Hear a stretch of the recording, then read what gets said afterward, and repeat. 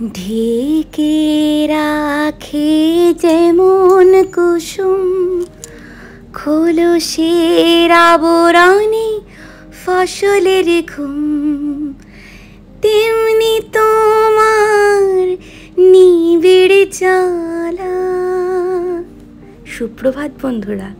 ফুলেতে যেমনি গন্ধ থাকে, সুরেতে যেভাবে ছন্দ থাকে, তেমনি করে আমরা দুজন মিলে রব দিনে ও রাতে, যুগে যুগে থাকবো সাথে, কথা দিলাম।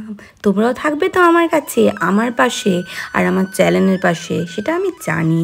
তো সকাল সকালই বেরিয়ে পড়েছি একটু হাঁটতে, আর তখনই এই ফুলগুলো জংলি ফুলই বলা যায়, কিন্তু তবু অপূর্ব দেখতে। তো একটুখানি তোমাদের সাথে শেয়ার করলাম। আর তারপরেই আমার বাড়িতে যুদ্ধ শুরু হয়ে গেল। তো দেখে নাও আমি কি কাজ করলাম। তো তোমাদের নিশ্চয়ই কাজ করতে করতে একটু গুনগুন করে গান করতে করতে অনেকেরই ভালো লাগে।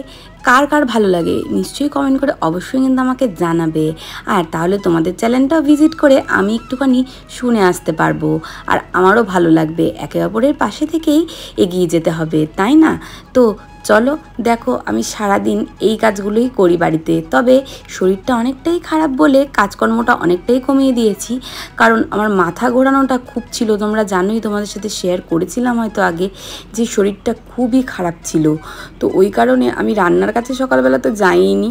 মা আজকে পনির রান্না করেছিল, কারণ আজকে আমাদের নিরামিষ। কারণ আজকে তোমরা সবাই জানো যে মনসা পুজো আছে, অষ্টনাগের পুজোটা আজকে। তো আমাদের প্রত্যেক বছরই বড় করেই হয়, কিন্তু আসলে এবার আমার ঠাকুমা মারা যাওয়াতে আমাদের ওষুধ পড়ে গেছে। তো বাবা মা তো পুজো করতে পারবে না, তো আমাকে সব কিছু সেরে একটুখানি ঠাকুরকে দুধ কলা দিতে হবে। কারণ আমারও শরীরটা ভালো না বলে অতটা বেশি করে করতে পারলাম না। তবুও আমার এক কাকিমা আছে, ওনাকে বলেছি, তো উনি এসে অনেকটাই আমাকে গুছিয়ে দিচ্ছে।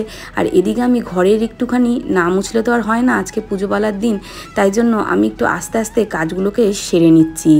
আর ছেলে আর বর তো চলে গেছে ছেলেকে স্কুলে নিয়ে, কারণ ছেলের মধ্যমগ্রামে টেস্ট, তোমরা জানোই। আমার শরীর খারাপের জন্য ছেলেকে নিয়ে যাচ্ছে বর। তো আমি এদিকে একটুখানি জামা কাপড় ছিল, সেগুলোকেও একটুখানি ধুয়ে নিলাম, কারণ বাবা কত ধোবে, বাবার পক্ষে এত ধোয়া তো সম্ভব না।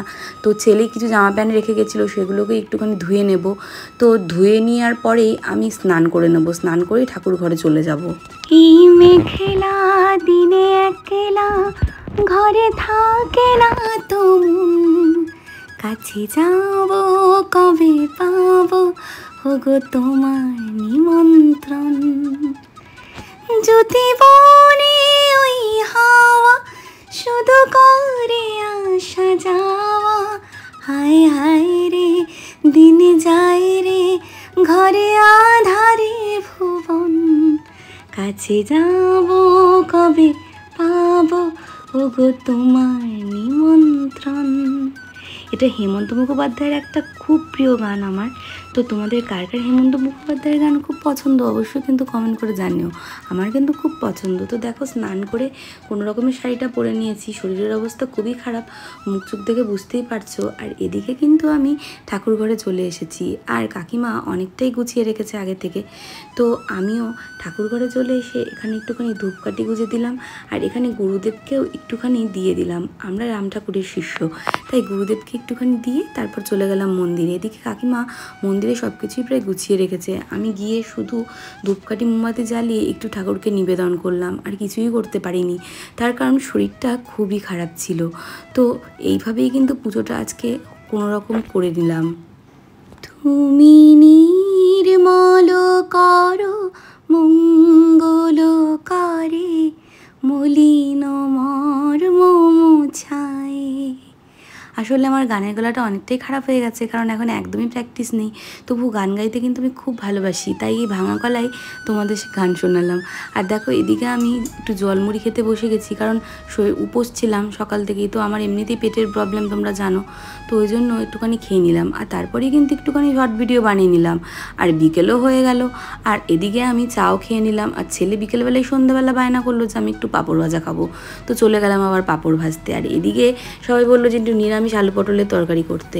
আমার শরীরটা খুবই খারাপ ছিল, তাই আস্তে আস্তে কোনো রকমে রান্নাটা করলাম। তো দাঁড়িয়ে দাঁড়িয়ে, কারণ মা কত করবে, দুপুরের পনির টনির ডাল টাল সব মাই করেছিল। তো ওই জন্য আমি রাতে আলু পটলের তরকারি আর ভাতটা করে নিলাম। আমার মনের অঙ্গনে সুখের ফাগুন এলো বুঝি, এই হঠাৎ পাওয়া দিনগুলোকে সারাটা দিন খুঁজি, সুখের ফাগুন এলো বুঝি। সুখের আর ফাগুন কি আসবে, এদিকে ছেলের ঘরে এসে দেখছি যে দুঃখের ফাগুন চলে এসেছে, তার মানে পুরো অগোছালো। আর তারপরই ছেলের ঘরটাকে পরিষ্কার করে ফেললাম, ভাবলাম যে সকালে উঠে অনেকটাই কষ্ট হয়ে যাবে, তাই রাত্রেবেলায় করে রাখি, যেহেতু আমার মাথা ঘোরানোটা এখনও কিন্তু পুরোপুরি কমেনি। তো আমি এই কারণে ছেলের ঘরটাকে পরিষ্কার করে নিলাম ভালো করে। আসলে ছেলে এই কয়েকদিন মধ্যক্রমে পরীক্ষা দিতে যাচ্ছে বলে ছেলের ঘরটাই খুব অগোছালো হয়ে থাকছে, আমারও শরীরটা ভালো ছিল না, তাই জন্য একটু পরিষ্কার করে নিচ্ছি। তো শুভরাত্রি বন্ধুরা, তোমরা খাওয়া দাওয়া করে নিও, দেখা হচ্ছে নেক্সট ব্লগে।